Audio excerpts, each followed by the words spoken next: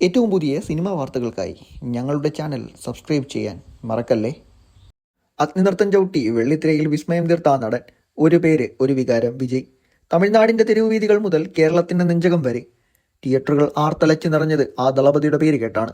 എന്നാൽ ആ ആവേശം ഒരു നിമിഷം നിലച്ചുപോയത് ഓർക്കുന്നുണ്ടോ? അഭിനയം നിർത്തി രാഷ്ട്രീയത്തിലേക്ക് ചുവടുമാറ്റുന്നുവെന്ന അദ്ദേഹത്തിന്റെ പ്രഖ്യാപനം തെന്നിന്ത്യൻ സിനിമാ ലോകത്തെ അക്ഷരാർത്ഥത്തിൽ ഞെട്ടിച്ചു കളഞ്ഞു.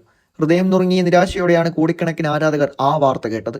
ഒരു സത്യം പറയാം, സിനിമ എത്ര മോശമായാലും വെള്ളിത്തിരയിൽ വിജയ് എന്ന മാന്ത്രികൻ പ്രത്യക്ഷപ്പെട്ടാൽ മതി. ആകെ ഒരു അഗ്നിപ്രവാഹമാണ്. ആ സ്ക്രീൻ പ്രസൻസിന് പകരം വയ്ക്കാൻ മറ്റൊരു നടനില്ല എന്നത് സത്യമാണ്. അത്രത്തോളം ആ ദളപതിയെ പ്രേക്ഷകരുടെ ഹൃദയത്തിലേക്ക് ആഴ്ന്നിറങ്ങിയിട്ടുണ്ട്. അവിടെ ഒരു സിംഹാസനം പണിത് ഒരു വികാരമായി അദ്ദേഹം ജീവിക്കുന്നു. പക്ഷേ വിജയെ വെറും നടനായി മാത്രം കണ്ടാൽ പോരാ. അദ്ദേഹത്തിന്റെ അഭിനയത്തെക്കാൾ മുമ്പ് പ്രേക്ഷകരെ കോരിത്തരിപ്പിച്ചത് അദ്ദേഹത്തിന്റെ ചടുലമായ നൃത്ത ചുവടുകളായിരുന്നു.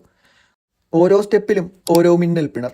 പ്രായഭേദമന്യേ കോടിക്കണക്കിന് ആരാധകരെ അദ്ദേഹം തന്റെ നൃത്തച്ചുവടുകളോടെ സ്വന്തമാക്കി. ഓർമ്മയില്ലേ ആ ഐക്കോണിക് സ്റ്റെപ്പുകൾ? അതൊരു തരംഗമായിരുന്നു. ആടിയും പാടിയും ആ സ്റ്റെപ്പുകൾക്കൊപ്പം നമ്മളും മതിമറന്ന് നൃത്തം ചെയ്തു. ഇനി ആ ദളപതി വെള്ളിത്തിരയിൽ നിന്ന് മാറി നിൽക്കുമ്പോൾ നമ്മൾ ഏറ്റവും കൂടുതൽ മിസ് ചെയ്യുന്നത് എന്താണെന്നോ? അദ്ദേഹത്തിന്റെ ആ കിടിലൻ ഡാൻസ് പെർഫോമൻസുകൾ തന്നെയാവും. ദളപതി വിജയ് അയാൾ വെറും ഒരു പേരല്ല, അയാൾ ഒരു വികാരമാണ്. ഇന്ന് പിറന്നാൾ ദിനത്തിൽ നമുക്കൊരുമിച്ച് ആ ഓർമ്മകളിലേക്ക് തിരിഞ്ഞു നടക്കാം.